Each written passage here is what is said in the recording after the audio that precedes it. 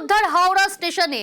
টাকা উদ্ধার, গ্রেফতার করা হয়েছে বালির বাসিন্দা টুনু কুমার যাদব।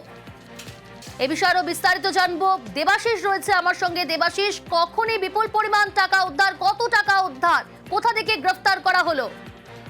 এখনো পর্যন্ত আরপিএফ সূত্রে যে খবর, গতকাল দুপুরের দিকে তারা কিন্তু ৮ নম্বর প্ল্যাটফর্মে এক ব্যক্তিকে 4টি প্লাস্টিকের ব্যাগ নিয়ে ঘোরাঘুরি করতে দেখে। সন্দেহ হয় তাদের। তারপরে তাকে জিজ্ঞাসাবাদ, তাকে বারবার করে ব্যাগ কিন্তু সার্চ করতে দিতে বললেও সে কিন্তু ব্যাগ সার্চ করতে দেয় না। পরবর্তীকালে আরপিএফ তাকে গ্রেপ্তার করে।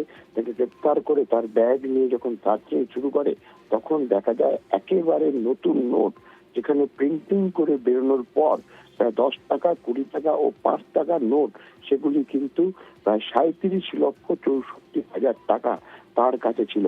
তাকে জিজ্ঞাসাবাদ করে যেটা জানা যায়, সে রামস্বরূপ বলে এক মানে বারাণসীর বাসিন্দা, উত্তরপ্রদেশের বারাণসীর বাসিন্দা। তার হাতে এটা হস্তান্তর করার কথা ছিল। সে কিন্তু এই কারণে হাওড়া স্টেশনে এসেছিল।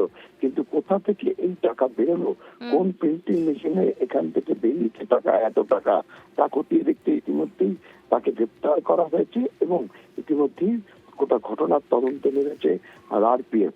বেশ।